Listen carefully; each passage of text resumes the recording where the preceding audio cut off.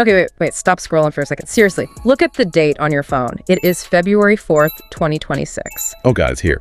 It's here, and I don't want to be the one to ruin your morning coffee, but if you've checked your actual physical mailbox, or God forbid, your email spam folder this week, you know the vibes are bad. Atrociously bad. We used to call crypto the Wild West, right? We loved that. It was chaotic, it was free, it was beautiful. Well, I'm here to tell you, the Wild West has been paved over, turned into a parking lot, and put under 24-hour surveillance. The Wild West is dead, buried, and decomposed.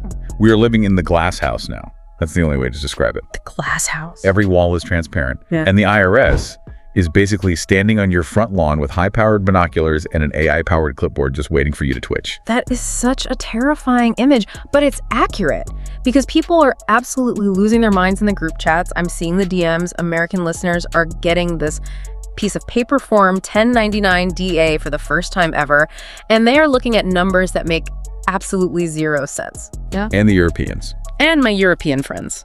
They're getting emails from exchanges that sound like ransom notes threatening to freeze everything they own. It's the global dragnet. We've been talking about this for years, saying it's coming, but now it's actually here. The privacy era, gone. So what's the new era?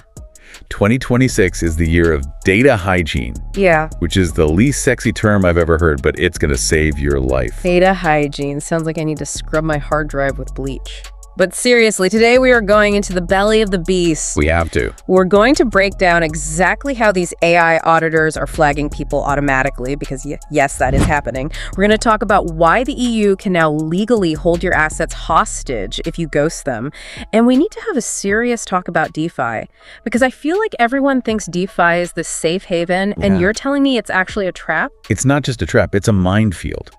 If you are wrapping tokens or staking without a plan this year, you are walking into a buzzsaw. Great. Love that for us. But we aren't just here to doom scroll. We're going to look at the escape hatches, right? The UAE, El Salvador, the Panama plays. There are still plays, they're just for pros now. The places where you can actually still breathe. But let's start with the immediate pain. The US nightmare. The 1099 DA. Right, Form 1099 DA, digital asset proceeds from broker transactions. The piece of paper destroying dreams across America. It sounds so boring, but I got one and I nearly threw up. It showed gross proceeds, so the total amount I sold, but the cost basis box, empty. Uh-oh. Zero.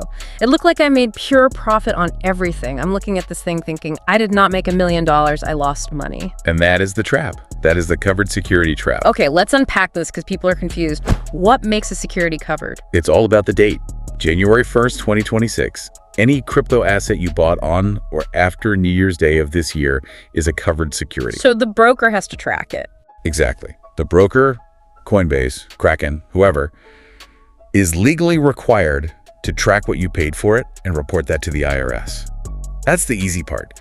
The nightmare is the non-covered stuff. Which is literally everything else. Most of us have bags from 2021 or 2024. Exactly. Those are non-covered. The broker doesn't have to report the basis. And in many cases, especially if you transferred coins into the exchange from a cold wallet or a different exchange, they can't report it because they don't know what you paid. So they just leave it blank? They report the proceeds, leave the basis blank, and here's where you get wrecked. If you don't manually fix it on your tax return, the IRS computer assumes your cost was zero. So if I sold $50,000 worth of Bitcoin that I bought for $49,000, I made a $1,000 profit. But the IRS thinks... The IRS sees $50,000 of pure profit. You owe tax on the whole thing. Okay, so I just go into TurboTax or whatever and type in, I bought it for $49K. Problem solved, right? Whoa, slow down. Do you have the records? Because here's the kick of the teeth. If the box is blank and you can't prove exactly the specific coin you sold, with a time-stamped transaction log, the IRS forces you to use FIFO, first in, first out. Oh, God. Meaning they assume you sold the oldest coins in your wallet first. No. And for most people listening, your oldest coins are the ones you bought when Bitcoin was cheap. So your cost basis is tiny, your profit is massive, and your tax bill is catastrophic. That is sketchy off. It's like they designed it to maximize the pain. They designed it to maximize revenue. And it gets worse. You mentioned AI auditors earlier. Yeah, that sounds fake. It's not. The IRS isn't hiring thousands of agents to squint at your spreadsheet anymore. They are using matching algorithms. They take the billions of data points from these 1099 DAs and they match them against blockchain ledgers. So they're matching the exchange data with the on-chain data. Precisely. It's automated verification. If your tax return says you bought that Bitcoin for $49,000, but the blockchain analysis shows that wallet received the Bitcoin from a mixer or from an unknown source that doesn't match your story. Flagged. Audit. Automatically. I feel like we moved from an honor system to a guilty until proven innocent system overnight. We did. And it's not just trading. It's real estate, too. Oh, right. The buying a house with Bitcoin thing. That loophole is closed tight. As of this year, real estate professionals and those payment processors, PDAPs, have to report the fair market value of any crypto used in a transaction. So no more hiding. You can't just off-road your wealth into a mansion anymore to hide it. The off-chain economy is now part of the surveillance grid. Okay, so the US is a nightmare. Let's look across the pond. I have friends in Berlin and Paris who are acting like the sky is falling. They keep talking about a kill switch. That would be DAC8, the European Union's Directive on Administrative Cooperation. Catchy name. Sounds like a boy band. It's the single rulebook for the whole EU, and it connects with CRF, the Crypto Asset Reporting Framework. Which means? Basically, 50-plus countries sharing data automatically. But DC8 has teeth that American laws don't quite have yet. This is the freezing thing, right? Explain the user experience here, because this sounds dystopian. It is. The 60-day freeze. Under DC8, crypto service providers aren't just reporters, they are enforcers. Here's the scenario. You're on vacation in Bali. You get an email from your exchange asking to confirm your tax residency. You ignore it. I mean, we all ignore those emails. Update your KYC. Do not delete them. Not in 2026.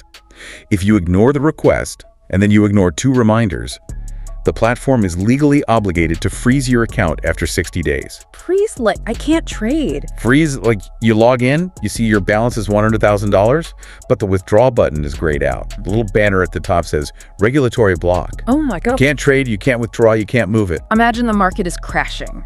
Bitcoin is tanking 20% in an hour.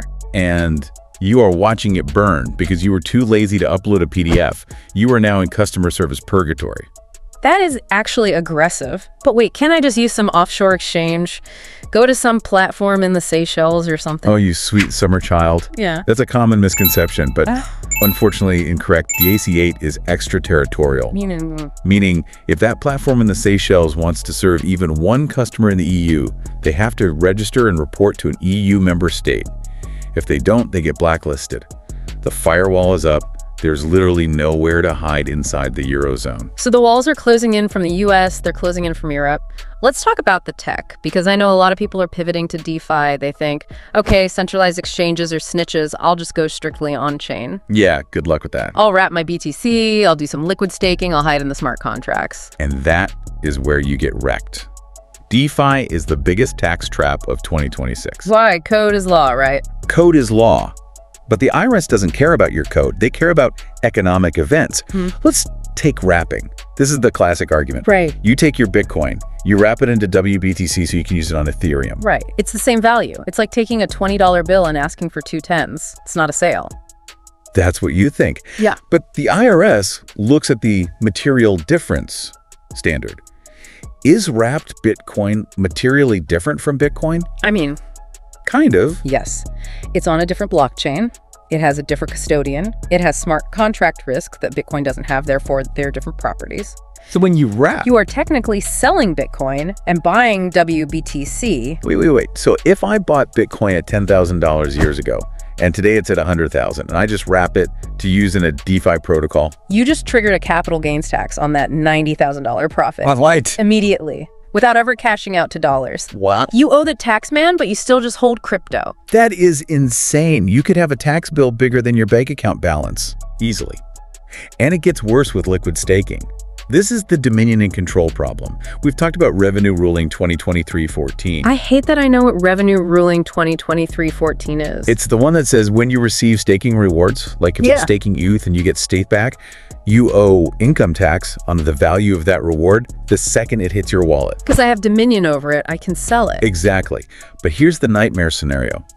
Imagine you get a massive airdrop or a pile of staking rewards. Say it's worth $10,000 on the day it hits your wallet. It's liquid. You could sell it. Champagne problems. Until the next week, when that token crashes 95% and is worth $500. No. You still owe income tax on the $10,000. That tax liability is locked in at the moment of receipt. If you didn't sell immediately to cover the tax, you are underwater. You owe the government money you don't have. That is. I'm actually pissed how easy it is to ruin your life with this. It feels like unforced errors everywhere. It's a minefield. Yeah. And bridging. If you use a burn and mint bridge, where your token is destroyed on chain A and created on chain B, that is likely a taxable sale and a new purchase. Again, triggering games. So if I have an automated bot just yield farming, moving across chains, wrapping and unwrapping, you could be generating thousands of taxable events per day. Your tax software is going to crash, and your bill might be higher than your profits. Okay, stop. My blood pressure's spiking. We need solutions. I need to know where the pros are going, because I know people aren't just sitting here taking this, they're moving. They are. We're seeing a massive flight to quality jurisdictional arbitrage. Which is a fancy way of saying moving to where the taxes aren't. Is it just Bitcoin Beach? Is everyone going to El Salvador? El Salvador is huge, but it's not just for the Bitcoin maxes anymore. It's evolved. It's El Salvador 2.0. What's different? They realized they needed institutional money. So they passed a law on investment banks and the PAIF law. Okay, lots of acronyms. What does that actually mean for a listener? It means they created a lane for sophisticated investors. If you have $250,000 in liquid assets, you can access these special investment vehicles. Is this just a bank account? No, these are structures that bypass traditional banking bottlenecks. We're talking about tokenized real-world assets. You can hold debt, equity, real estate, all tokenized inside a PAIF structure. It's a zero-tax environment for sophisticated financial products, not just buying coffee with Lightning Network. Okay, so El Salvador is growing up. What about the UAE? I feel like Dubai has been the crypto capital for a while, but is it safe? The UAE just dropped a massive win for everyone. They announced a retroactive VAT exemption. Retroactive. Dating back to 2018. This is huge. Yeah. Because there was this lingering fear that the tax authority would come back and say, hey, all those crypto transfers from 3 years ago, you owe 5% VAT on them. That would have bankrupted people. They would have bankrupted companies. They wiped the slate clean. That was bold. Smart. And they've split the market perfectly. You have VAR in Dubai, which is for the DJANs, the retail, the Web3 projects. And then you have ADGM in Abu Dhabi, which is for the suits, institutional money, the big funds. ADGM is English common law. It feels like London, but with zero taxes. And for a regular person, personal income tax. Still zero. But, and this is a big but, you have to actually live there. You have to do your 183 days.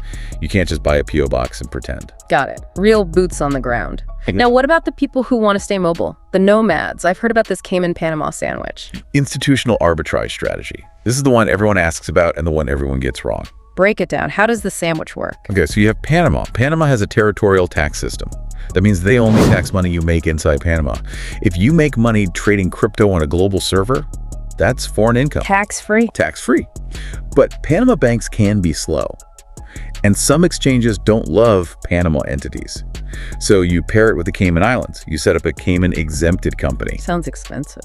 It is. Setup is like 5 to 10K plus annual fees. But the Cayman entity holds the wallet. It does the trading on places like Hyperliquid or DYDX, no capital gains tax.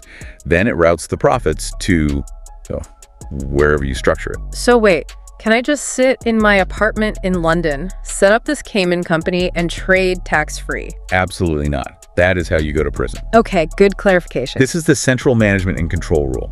If you are sitting in the UK or the US pushing the buttons, the tax authority looks right through the Cayman entity. They say this company is managed from London, therefore it is a UK tax resident. You have to actually move the management. So this is for the nomads, the people who actually leave. Correct. It's complex. You need a lawyer. Do not try to legal zoom this. But for high-frequency DeFi traders moving millions in volume, the cost of the setup is nothing compared to the tax savings. It sounds like the game has just become pay a lawyer or pay the IRS. Basically. But look, there is a silver lining here. I know I've been the Grim Reaper for the last 15 minutes. Please give us some hope. In this new regulated world where your wallet is a glass house, a cleaned tax history is an asset. It's like a crypto credit score. How so? We're seeing institutional DeFi apps now that offer under-collateralized loans. Getting a loan without locking up 150% of the value in Bitcoin. Which has always been the holy grail. Exactly. But they only offer it to wallets with the verified client history. And they are using zero-knowledge proofs, ZK, to verify it. So they don't see my actual return? No. So you can prove to the lender, I paid my taxes, I'm clean, without actually showing them your tax return. So if I'm a good boy and I file my 1099 DA, I get better rates. Exactly. The Wild West had freedom, but it had high capital costs. The Glass House has surveillance, but it brings cheap credit. That's the trade-off. Cheap credit and no privacy. Welcome to 2026. It is what it is. Okay, so let's wrap this up with something practical. If someone is listening to this, staring at their mailbox, sweating, what is the one thing they need to do today? Reconcile your wallets. Do a data hygiene audit. Stop using spreadsheets. Throw the spreadsheets in the trash. You need software that can handle the 2026 rules. And you need to check, does your wallet data match what the exchange sent the IRS on that 1099 DA? Because if it doesn't... If the exchange says you sold for $50K with zero basis, and you just file a return saying, trust me, I bought it for $45K, without the data to back it up, you are flagging yourself for an audit. You're walking into the compliance minefield. Don't walk into the minefield. Get your data clean. Maybe book a flight to Dubai. And for the love of Satoshi, consult a lawyer before you try to set up a Cayman shell company based on a deep dive you heard. Please, we are not financial advisors. We are just observers of the chaos. Exactly. Stay safe out there, guys. Don't get wrecked by the robots. We'll catch you in the next deep dive. See you on chain.